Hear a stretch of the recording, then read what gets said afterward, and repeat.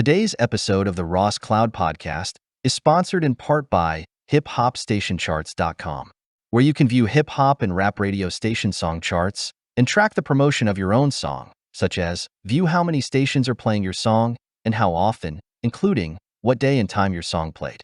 Check it out now. Visit hiphopstationcharts.com. Go. What's happening, Lance? What we got going on, man, here at the art gallery here? Tell us the name of the art gallery, first of all. It's Art to You Studio. Right on. So it's right a working artist studio. She in here paints the majority of the month, and then maybe once or twice a month we'll open it up to the public. So that's when it's the gallery. So it's I love it. When Art to You did your Studio love, Gallery. I got you. So when did your love for art begin? Man, I grew up in Pittsburgh, and they had the Art Institute in Pittsburgh. So I always used to see the students carrying around their art supplies, and I was like, when I get older, I'm gonna get one of them. I didn't even know what they were doing. Right. I thought they were like for a play or something, because they had the T-squares, and I didn't know what that stuff was. I just figured when I get older, I'm gonna get one of them. So For sure. I got one. What was the motivating factor to say, hey, I'm going to start, with art, painting? Because this is very unique, very different. This is very different. Really the value. Mm-hmm. Like I seen something I liked, and I felt like if I like it, somebody else got to like it. And I know how stock go. It's buy low and sell high. So Yeah. I found something I can invest in for, whatever, and sell it for whatever. So Yeah. felt like that's what I need to do. Yeah, I love it. I love it. I know, before we got started, we were kind of talking a little bit about sneakers and the correlation between the art and sneakers. Now we're putting artwork on sneakers. I want to know your thoughts, sort of kind of your perspective on that when it comes to sneakers and art, and us just investing more into pieces like what we see here versus sneakers, maybe. I actually seen it coming because years ago, Nike used to do a collab with, it was an artist named Stash, and they did another collab with the Claws artist. So I actually seen it coming, but that was like famous artists. But then people start buying the white Air Force Ones and putting their own artwork on them. And then I seen like Odell Beckham would have his personal shoes done. So I kind of seen the transition to more of the artists working on a single shoe. So that kind of just opened my eyes and opened the doors to, well, if people are buying art on tennis shoes, why wouldn't they buy this kind of art? And they do, but it's just not a younger crowd. Yeah. But the younger crowd is kind of catching on because of, like Odell Beckham got an artist shoe on his foot during the Super Bowl or wherever he wore it. So I see it catching on, so I figured I'd jump on early and get on the wave. Absolutely, absolutely. The correlation between graffiti, hip hop, I get the same type of vibe as well when I see the artwork on the denim. We've seen it for so many years within our culture and how it has impacted our culture, but this is different. This is setting the bar high when it comes to art. And we know art is subjective. It may be your thing, it may not be your thing. That's the good thing about it. Everybody sees something different. It don't matter where you look at on this piece. You might stare at it for a few minutes or an hour and see something different every time. And it'll speak to you different because whatever you're into, that's what you're going to see in it. So that's what caught my eye about this type of art, because everybody looks at it differently. Like I had some people say, it's too dark. I can't, but I'm like, why is it dark? There's not blood or anything on it. But, if it ain't your thing, it ain't your thing. Like you said, art is subjective. So this might not be your type of art, but it's my type of art. So I love it. And I can stare at it for hours. I love it. And you work with several artists, correct? So really it's just, I have a main artist and then a lot of other people, since I am opening a gallery up, a lot of other people want to hang some stuff in here. So I work with several artists right now. I got you. So we got somebody here in the studio with us right now. That is the main one. That's the main one. That's the one that got me started doing all this. Without her, I wouldn't have done this. I love it. I'm going to see if I can get her to come over here on this camera for us right quick. I'll walk over there while she's working. Okay, yeah, for sure.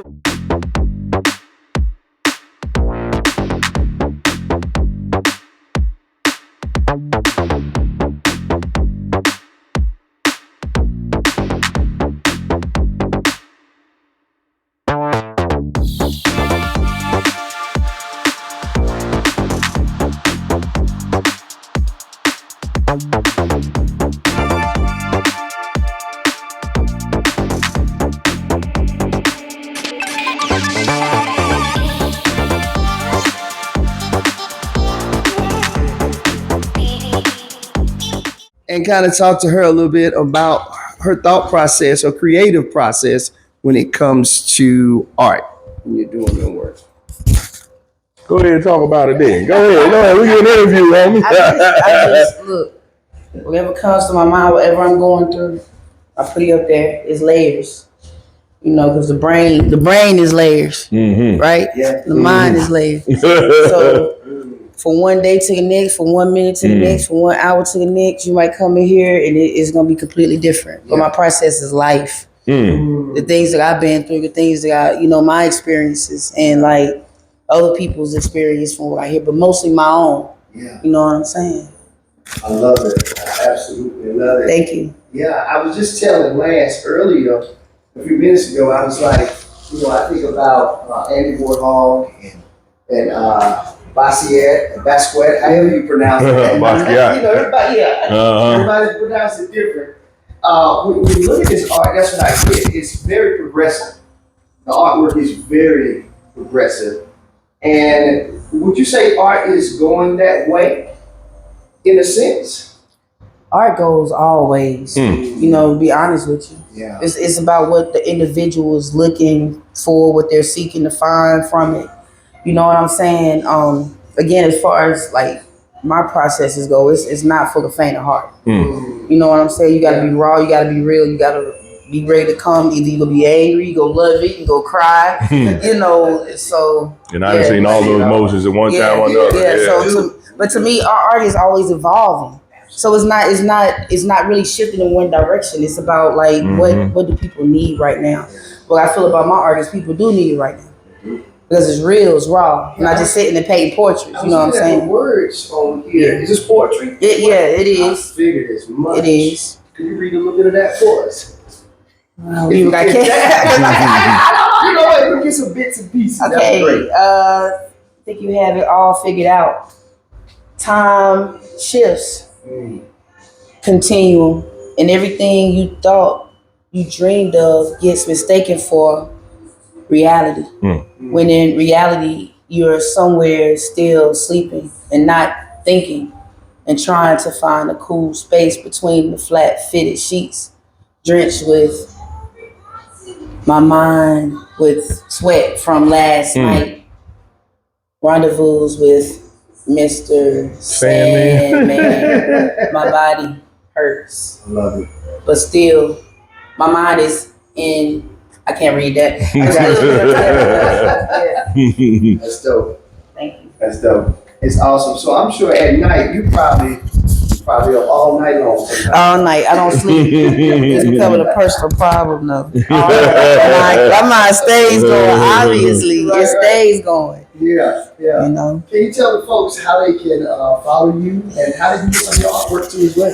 Yeah. You can follow me at ugly_youth_art at Instagram. And you can get some of my art. We have different websites. It's on there. You can get prints and you can come in the studio, bring something. I paint on anything. Correct. If you bring it in, you want to paint it on, let's see what we can do. But I guarantee we can do it. What's your name again? My name is Shantae Thompson. I love it. Thank you so much for your time, Shantae. Thank you. Right on. Right. I was gonna keep your little mic. I saw you. I saw you holding on to it too. So, Lance, how long has this vision been brewing for you, man? When it comes to art, man, how long is this? You hear people say 20 years, 30 years, 40 years. How long is this?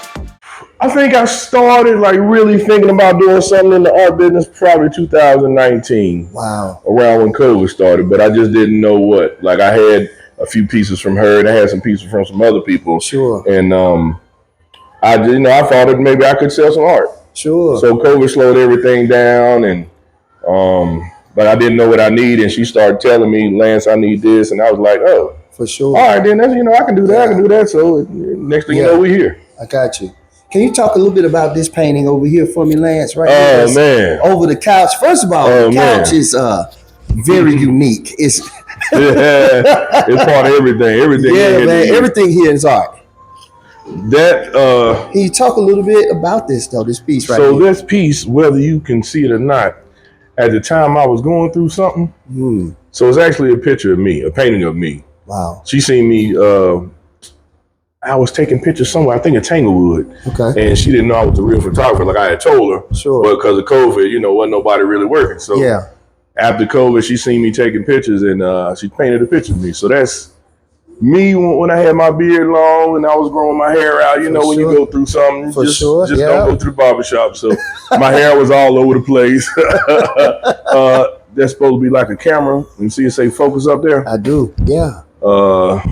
And it says art to you right there. So that is a painting of me, and I will never get rid of that one. Wow. Intentional. So So that one I framed and all that, I figured it would go over my bar one day. It's beautiful. It's in here for now. That's yours. You're not selling that. No, that ain't going nowhere. That ain't going nowhere. What about this piece right here? That one can go. That one can go. I do like that one. That is called Strange Fruit. I don't know much about that one. I had to look it up. But that one there, that one, I don't know if I would sell that one because when she painted this one, her son and my son had just graduated from high school. Oh, beautiful. Her son went off to Fayetteville State to play football. Yeah. My son went off to the military. So both of our kids was gone. So this is called Black Boy Wonder. And she was like, our kids is away in space camp. Yeah. So she say space camp right there. Yeah. And this is actually like an astronaut helmet. I love it. You see the tentacles in the outer space of Mars or in the sun and all that. It say, I want to say Black Boy Genius or something like that, but it's written one way, then you got to flip it upside down and read that. So I think this is one of the ones that's like words upside down and backwards, I believe. But it's a lot to that one. That's one of my favorites. I don't know if I'd sell that one either. But. Okay, you probably hold on to this one too. Yeah. I can understand that. You get attached to some of the pieces. Right. Yeah, and I love all of them, so it's kind of hard to sell any of them. But I know. The goal is to get rid of them. So let's talk about this couch, man. Oh man, the couch was I didn't know what I was gonna do with it. Yeah. And then once I painted the wall blue, when she put that little face there, and I was like, well, that's the shop couch then. I love it, man. We'll just leave that like it is. Yeah. It's for seating. Yeah, it's different. Yeah. Oh man, you got to zoom in on this and read that like. It's a red dot under my ass. What? Oh my God. Hilarious, man. She be writing stuff like that all the time. Yeah. Hilarious. Yeah, this is beautiful, man. Thank you, man. Man, what's next? What's next for you? I've been joking around saying I'm gonna take over downtown. And of course, I don't literally mean that. But you might as well speak it. Hey, man. I've been talking to people, and it's a lot of people to curate different buildings around here, and different restaurants. So if I can just squeeze my way in and get a piece of different restaurants downtown, I can be all over. I love it, man. That's the goal. More eyes, the better. Yeah. Try to do a grand opening. When is your grand opening? Grand open Friday, April the 18th. It's going to be doing Art Crush, so the whole street's going to be shut down, and I'm going to find a way to get people in there. I got you. And they can purchase art as well, too, right? I'll clean everything up. I'll have some stuff on the wall. I'll have some T-shirts. Might have some stickers in here, some giveaway stuff. Might do a raffle. But, all the art will be for sale. I love it. A couple pairs of shoes in there might be for sale. And, of course, T-shirts. Absolutely. It's beautiful, man, that you found a way to pivot. We talk about pivoting all the time. Can you talk about the importance and the value of pivoting and knowing when to pivot? Man, I'm going to tell you something. I actually work in mental health, right? And one of the groups I give is about coping skills and being able to have a coping skill that you can use anywhere. Like some people coping skill may be writing, but what if you're writing in the car and you don't have a pencil? You got to figure out another coping skill. So for me, like I'm a photographer, so my coping skill was photography for a while. But during COVID, I wasn't shooting, so Yeah.